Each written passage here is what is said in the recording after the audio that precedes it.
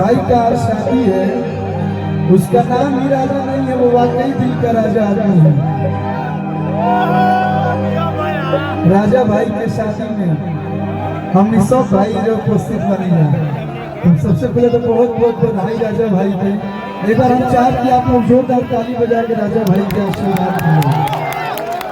आज रुआ लोग के प्यार ही बा, रुआ लोग के आशीर्वाद ही बा। आज कोई भी कलाकार दोनों भी मुकाम पे बा, तो सब आप लोग के आशीर्वाद से।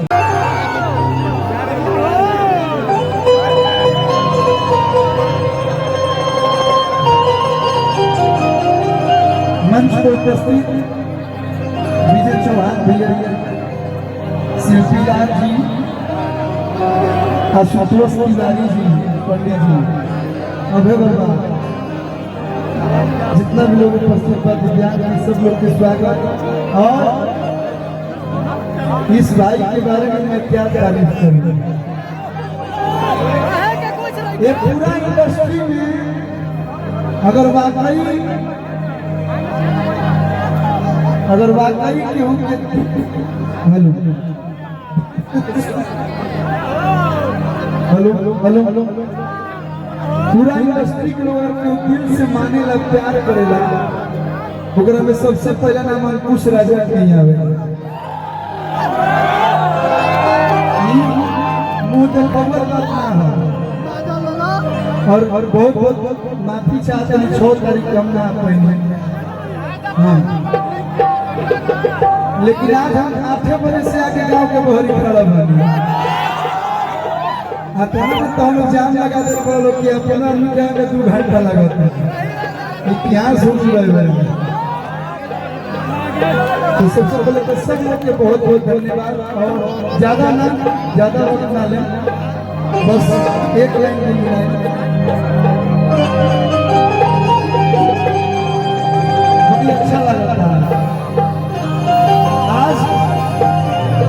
आज बड़ी बड़का भाई का फील होता है। सूरज यौरी एक रूप चांद के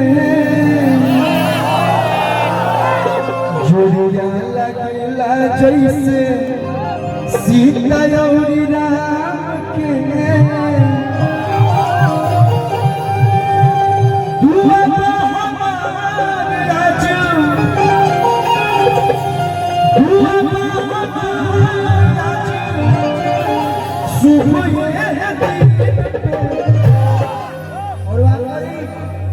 आज मेरे राजा भाई इतना सुंदर लग रहा है।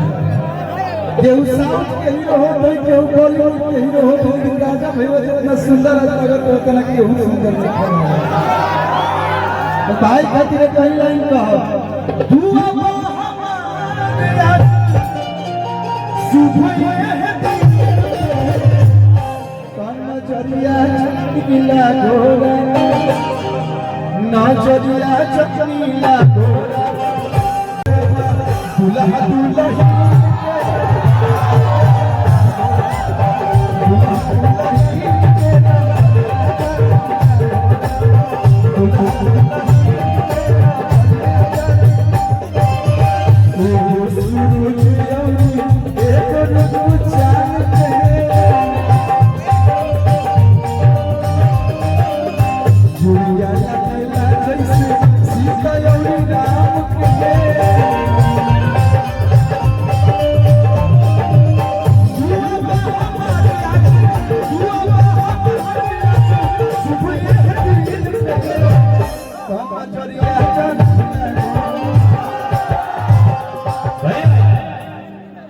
हमारा गोलू भेड़ डांस हो जाओ। हम कितना बढ़िया डांस करते हैं।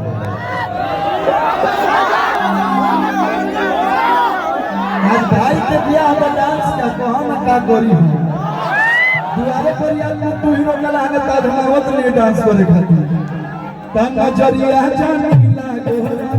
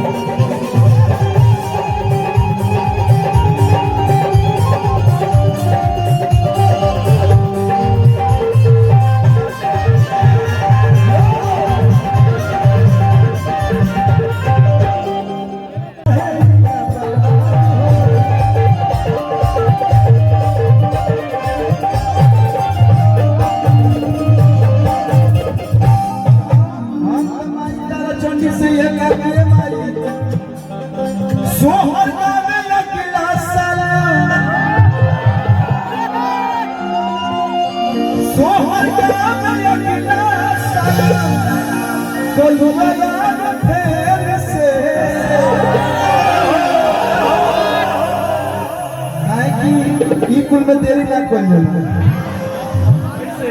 सिनहुआ में पापा बने जई हम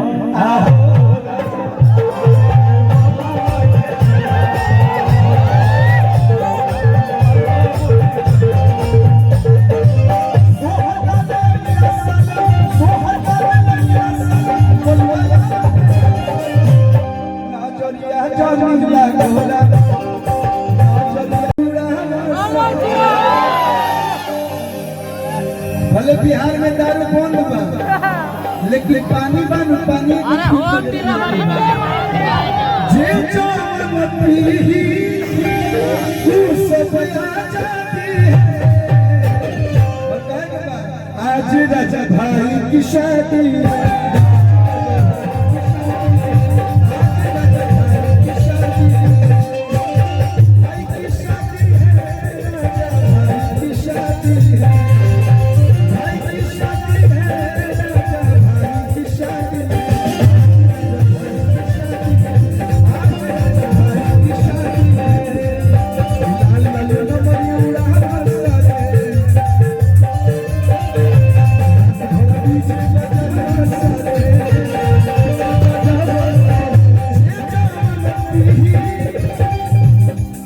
जोरदार ताली बजा के आशीर्वाद दे दीजिए। आप सब हर कलाकार के ऊपर प्यार आशीर्वाद बरसावत रहे तबे दोनों कलाकार चुप चुप रहेगा।